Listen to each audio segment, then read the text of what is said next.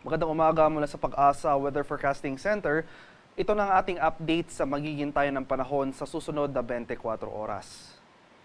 Patuloy ang pag-iral ng southwest monsoon o yung hanging habagat sa malaking bahagi ng Luzon at itong kalurang bahagi ng Visayas at sa Mindanao ngayong araw.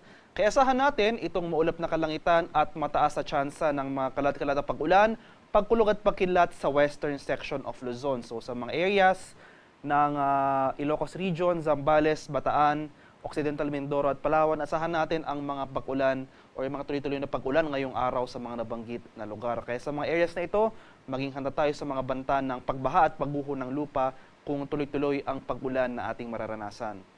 Mas maaliwalas sa panahon naman ang ating inaasahan sa Metro Manila at sa nalalabing bahagi ng ating bansa.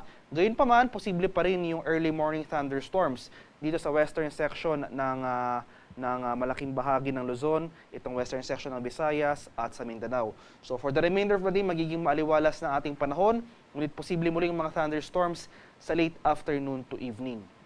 Over the weekend hanggang early next week, asahan natin na magpapatuloy itong mataas sa tsansa ng mga kaulapan at mga kalat-kalat na pag-ulan sa kanlurang bahagi ng Luzon. Samantala, improving weather conditions na ating inaasahan starting sa kalagitnaan ng next week dito sa areas ng Palawan at Occidental Mindoro.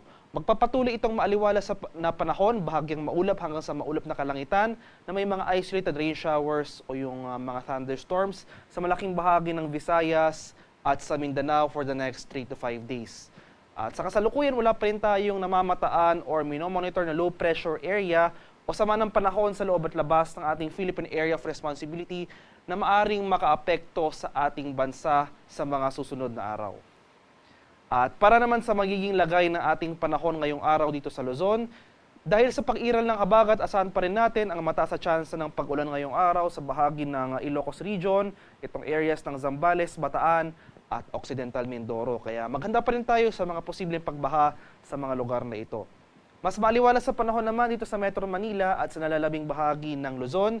Gayunpaman, inulit ko po, posible pa rin yung mga early morning thunderstorms. So magiging mas panandalian lamang yung mga pag-ulan na ito at magiging mas maaliwalas na ang ating panahon simula umaga hanggang sa tanghali. So mainit at malinsang ang panahon na ang ating inaasahan for the remainder of the day. Pero pagsapit naman ng late afternoon to evening, nandyan muli yung mga tsansa ng mga panandaliang pag-ulan na dala ng thunderstorms. Kaya ugaliin pa rin magdala ng payong pananggalang yan sa ulan ngayong madaling araw at mamayang hapon. Maximum temperature forecast para sa Lawag ngayong araw, posibleng umabot ng 31 degrees Celsius. 23 degrees naman dito sa bahagi ng Baguio City at 34 degrees Celsius sa bahagi ng Tuguegarao. Maximum temperature forecast para sa Metro Manila ngayong araw, posibleng umabot ng 32 degrees Celsius. 31 degrees naman sa area ng Tagaytay at 32 degrees Celsius sa bahagi ng Legazpi. Sa areas naman ng Palawan, Visayas at sa Mindanao, dahil na rin sa habagat, asahan na rin natin itong mga kalat-kalat na thunderstorm sa bahagi ng Palawan. So, Puerto Princesa at Calayan Islands, asahan natin malaking bahagi ng Palawan ngayong araw makakaranas ng mga pag-ulan na dala ng habagat. Samantala ito namang western section ng Visayas at sa Mindanao, posible pa rin dyan yung mga isolated na thunderstorms. So bahagyang maulap hanggang sa maulap na papawirin, inaasahan natin as early as tanghali pa lamang makakaranas tayo ng mga kaulapan.